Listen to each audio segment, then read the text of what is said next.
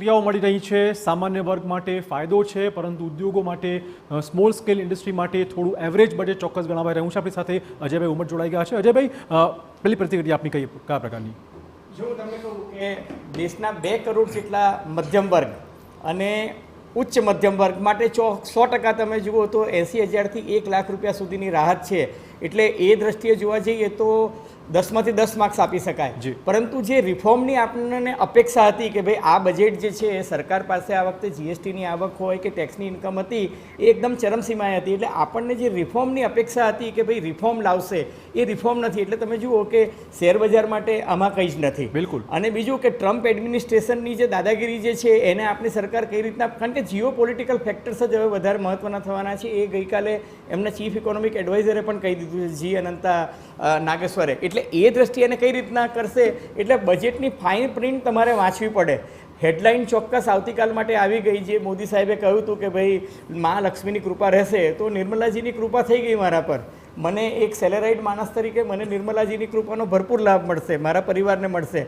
પણ જે આપણે એમએસએમઈની જે વાત કરતા હતા કે શેર બજારની વાત કરતા હતા, એ બધામાં શું છે એ કોઈ મળતું જ નથી. એટલે મને એવું લાગે છે કે બજેટની ફાઇન પ્રિન્ટ જ્યાં સુધી આપણે ન વાંચીએ ને ત્યાં સુધી કશું નહીં થાય. પણ એક વાત ચોક્કસ છે કે જે નવો ટેક્સ કોડ લાવવાની વાત કરી છે, ઇન્કમ ટેક્સમાં જે એમને ડિક્રિમિનલાઇઝેશન કરવાની વાત કરી છે, એ બધું ચોક્કસ આવકારદાયક છે. માર્કેટ વિશે પૂછે પ્રકાશભાઈ, શું હલચલ જોઈ રહ્યા છો માર્કેટમાં અત્યારે? કયા સેક્ટર?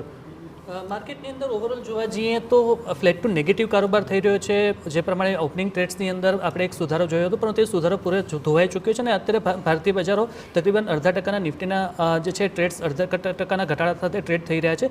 મહત્વપૂર્ણ જોવાનું એ રહ્યું કે જે સેક્ટર ઘટી રહ્યા છે એ જોવા જેવા રહ્યા છે. કેપિટલ ગુડ સેક્ટર્સ જે છે એ sectors, petroleum sectors, oil energy sectors અને સિમેન્ટ સેક્ટર્સ. એટલે આ 4 જે મેજર જે ઇન્ફ્રાસ્ટ્રક્ચર ક્ષેત્રની જે સેક્ટર્સ કહી શકાય, એ સેક્ટર્સની અંદર આપણે ઘટાડો જોઈ રહ્યા છીએ. તો ચોક્કસપણે એઝ અ બ્રોડર વ્યૂ જોવા જઈએ તો ભારતીય બજારો જે છે એક હાલ થોડું નિરાશા રાખી રહ્યા છે આ બજેટથી. અને overall retail as well as investors માટે અથવા સામાન્ય રોકાણકાર અને ઇન્ડિવિજ્યુઅલ્સ માટે ચોક્કસપણે જે એનાઉન્સમેન્ટ આવી છે એ સારી છે. પરંતુ માર્કેટ હાલ ઓવરઓલ જોવા જઈએ તો થોડું નિરાશ લાગી રહ્યું છે બજેટ પરથી. જી, બજેટ પરથી માર્કેટ ચોક્કસ નિરાશ. પ્રજકભાઈ, તમારું આકલન શું કહે છે? શા માટે માર્કેટ રિએક્ટ નથી કરતું પોઝિટિવ? જી, માર્કેટે બજેટ સમજતા પણ થોડો સમય થાય, પરંતુ આ બજેટ દરેક બજેટની અંદર એક થીમ લઈને આવે છે. જેમ કે પાછલા 2 બજેટ હતા તો એની ઉપર ફોકસ તમે જુઓ તો એ વખતે રિફોર્મ ઉપર ફોકસ હતું ને એમએસએમઈ ઉપર ફોકસ હતું. એમ આ બજેટ ઉપર ફોકસ જે છે એ મધ્યમ વર્ગ ઉપર છે. બિલકુલ. કે મધ્યમ વર્ગને જેમ અત્યારે હમણાં કોંગ્રેસનું જે મેણું છે કે આ ઉદ્યોગપતિની સરકાર છે, એવું નથી, તમે સાબિત કર્યું આવે. હા જી, હા. આ સરકાર જે છે પહેલેથી ગામ, ગરીબ, કિસાન, ખેડૂત, દલિત, શોષિત, વંચિત અને મધ્યમ વર્ગની સરકાર છે. અને આ સરકાર 2014માં 16,666 રૂપિયા સુધીની આવક હોય ટેક્સ ફ્રી હતી. અત્યારે 1 લાખ રૂપિયા સુધીની આવક અને સેલેરાઇડ વ્યક્તિ હોય તો 12,75,000 યરલી, કારણ કે સ્ટાન્ડર્ડ ડિડક્શનના પણ 75,000 મળે છે. અને આના કારણે વ્યક્તિ 1 લાખ રૂપિયા કમાતું હોય ને જે 18 લાખ રૂપિયા કમાય છે તો એને પણ 70,000નો ફાયદો થશે. જે 25 લાખ રૂપિયા સુધી કમાય છે તો એને પણ 1,01,000 રૂપિયાનો ફાયદો થશે. એટલે ઓવરઓલ જે ડિસ્પોઝેબલ ઇન્કમ વધશે ને ડિસ્પોઝેબલ ઇન્કમ વધતા કન્ઝમ્પશનમાં ખૂબ મોટો. ભાઈ, એની વાત તો છે જ કે ચોક્કસ 12 લાખ આજે આખો દિવસ દરમિયાન આ સાંભળવાનું છે. પણ જે રિએક્ટ નથી થતું, જે ફોકસ કરવું જોઈએ, એમએસએમઈ જે સેક્ટર છે એને ફોકસ થવું જોઈએ, તો એ જે ફોકસ થયું નથી, ઉદ્યોગો ફોકસ થયા નથી, એનું કોઈ ચોક્કસ કારણ? ચિરાગભાઈ, એમએસએમઈ જ્યારે કોરોના પછીની જે પરિસ્થિતિ આવી તો તમે બજેટની સિક્વન્સ જો તો એમાં એમએસએમઈ માટે ખૂબ આપ્યું હતું. જેમ કે ભારતના ઇતિહાસમાં પહેલીવાર એવો નિર્ણય લેવામાં આવ્યો કે 100 કરોડ રૂપિયા સુધીના સરકારી ઓર્ડર હશે એમાંથી 20% કમ્પલસરી એમએસએમઈને આપવા પડશે. એ 3 વર્ષ પહેલાના બજેટમાં હતું. 2 વર્ષ પહેલાના બજેટમાં હતું 200 કરોડ રૂપિયા સુધીના કોઈ પણ સરકારી ટેન્ડર હશે એમાં વિદેશી કંપનીને ઇન્વાઇટ કરવામાં નહીં આવે, જેથી આપણી એમએસએમઈને લાભ લાય. આપણી એમએસએમઈ માટે 5 લાખ કરોડની emergency credit guarantee line scheme છે એ જાહેર કરવામાં આવી હતી. 25% કોર્પોરેટે કમ્પલસરી ઓર્ડર એમએસએમઈને આપવા પડશે. એટલે એમએસએમઈ માટે સિક્વન્સ ઓફ સિરીઝની અંદર આ સરકારે આપ્યું હતું. અને એનું પરિણામ છે કે એમએસએમઈ અને આપણે તમે ઓવરઓલ જુઓ તો એના ટેક્સની અંદર પણ વધારો થયો. પરંતુ સરકાર જે છે એક ટ્રસ્ટી ભાવથી જેવું પડે છે. સરકાર માટે ક્યારેય કોઈ એક ભાગ, જ્યારે સાયમલ્ટેનિયસલી વિકાસ થાય અને એટલા માટે મિડલ ક્લાસ, ગરીબ, એમએસએમઈ અને કોર્પોરેટ આ બધાને સમાંતર રાખીને ત્યારે સરકારે સમતોલ વિકાસ થાય, જેને આપણે ઇન્ક્લુઝિવ વિકાસ કહીએ છીએ. અને એટલા માટે સરકારે મધ્યમ વર્ગ યાદ આવ્યો છે. સમતોલ વિકાસ થવો જોઈએ, પણ સમતોલ વિકાસની સાથે સાથે જે વાત આપણે આંકડામાં પણ રિફ્લેક્ટ થવી જોઈએ. જે 2014માં 42,000 દેવું હતું એ આજે પર વ્યક્તિ ઉપર 1,42,000 દેવું થઈ ગયું છે.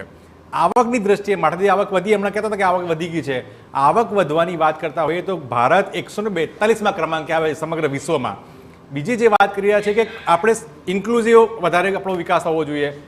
સરકાર આ એટલી ગજબ સરકાર છે, 2015ની 2025માં બેઠા છે, 10 વર્ષમાં પહેલી વાર એવું બન્યું છે કે કોર્પોરેટ ટેક્સ એ ઇન્ડિવિજ્યુઅલ ટેક્સ કરતાં વધી ગયો છે. એટલે સરકારે 294%, સમજો, જો ફરીથી કહું છું મિત્રો સમજજો, 294% ટેક્સ જે 2014માં એ ઇન્ડિવિજ્યુઅલ ટેક્સ ઉઘરાવાતો હતો એના કરતાં 300% જેટલો વધારો થયો છે.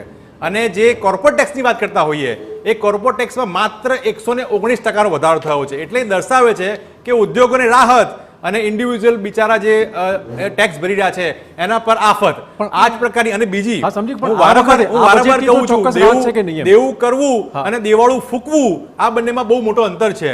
આ સરકારે ગુજરાત અને સમગ્ર દેશની જે સંસ્થાઓ છે એનું દેવાળું ફૂંકી નાખ્યું છે. અને મને આજે એ તમે જુઓ એની કેટલી મનસા કેવી છે. આદરણીય રાહુલ ગાંધીજીએ ભારત જોડો યાત્રા દરમિયાન ગીગ ઇકોનોમીની વાત કરી. એ ગીગ ઇકોનોમીમાં 1 કરોડથી વધારે લોકો જે ખરેખર કમાઈને ખાઈ રહ્યા છે એની વાત કરવામાં, એની અહીંયા ઉલ્લેખ કરવામાં આવ્યો. અને ખાલી એટલું જ કહેવામાં આવ્યું કે એને ઓળખ કાર્ડ આપવામાં આવશે, પણ એની કોઈ જ વાત, એને જે રાહત મળે, એને ઇન્સ્યોરન્સ મળે, એને સિક્યોરિટી મળે, સોશિયલ સિક્યોરિટી મળે, એની વાત ક્યાંય જોવા ના મળી. ખાલી ઓળખ કાર્ડ આપવામાં આવીશું, બસ, આનાથી આગળ કશું જ નહીં. એટલે આ સ્પષ્ટ દર્શાવે છે કે કોર્પોરેટને રાહત અને બિચારા જે ઇન્ડિવિજ્યુઅલ છે એના પર ટેક્સની આફત. અજયભાઈ, ખાસ તો સમતોલ વિકાસની વાત થઈ રહી છે, સમતોલ ગ્રોથની વાત થઈ રહી છે, પણ નાણામંત્રીના ભાષણમાં બિહાર પર રીતસર તેઓ વારી ગયા છે. પ્લસ નોકરિયાતો માટે મોટી જાહેરાત છે. દિલ્હીમાં મોટો વર્ગ નોકરિયાતોનો છે. એટલે ક્યાંક આપણે એવું કહી શકીએ કે સરકાર કેવી ચાલે છે, તો મધ્યમ વર્ગ એવું જ કહેવાનું છે કે જેટલા ખિસ્સા ભરેલા છે એટલી સારી સરકાર ચાલે છે, એટલે અસર દેખાઈ છે. આ સૌથી મોટામાં મોટી રેવડી છે ને એ દિલ્હી અને બિહારની ચૂંટણી માટે આપેલી છે. અને તમને કહું કે આનો ચોક્કસ એમને પોલિટિકલ એડવાન્ટેજ દિલ્હીની ચૂંટણીમાં મળશે. અને એટલા માટે કે તમે બજેટ થ્રુ જાહેરાત કરો, સંસદમાં કરી, એટલે એને કોઈ પડકારી નહીં શકે, ઇલેક્શન કમિશન કે કંઈ બોલી નહીં શકે. પણ હું એવું માનું છું કે ચોક્કસ આ મોટી રાહત છે ને અપેક્ષિત હતી. પણ તમે મને કહો કે જે અત્યારે આપણા ઇન્ડિયન ઇકોનોમીની જે હાલત જે છે એમાં ઇકોનોમીમાં રિકવરી ક્યાંથી આવશે, એમાં ડિમાન્ડ ક્યાંથી વધશે. ઇકોનોમિક સ્લોડાઉન છે એવું ગઈકાલના સોશિયો ઇકોનોમિક રિવ્યૂમાં આવી ગયું છે. આપનું ફોરેક્સ જે છે એ ઘટ્યું છે, બરાબર છે, ઇન્વેસ્ટમેન્ટ ઘટ્યું છે, એક્સપોર્ટ ઘટ્યું છે, જીડીપીનો જે એક્સપેક્ટેશન હતું એની કરતાં વધ્યું છે, તમારી ફિસ્કલ ડેફિસિટ જે છે એ તમારી ફિસ્કલ ડેફિસિટ વધી છે. મને અપેક્ષા હતી કે ભાઈ લોંગ ટર્મ કેપિટલ ગેઇન્સ માટે અથવા તો એસટીટી માટે કોઈ મહત્વની જાહેરાત કરશે, એવી કોઈ મારી જાહેરાત થઈ નથી. જોબ ક્રિએશન માટે તમે શું કરવાના છો? એમ્પ્લોયમેન્ટ ઓપોર્ચ્યુનિટી જે છે, અત્યાર સુધી આપણે વાત કરતા હતા કે જોબલેસ ગ્રોથ છે, હવે કોંગ્રેસ જે એક્સેપ્ટ કરે છે કે જોબ લોસ ગ્રોથ છે. તો જોબ માર્કેટમાં શું થશે? એમ્પ્લોયમેન્ટ ઓપોર્ચ્યુનિટીની વાત જે છે એ નથી, રિફોર્મની વાત જે આપણે કરતા હતા એ નથી.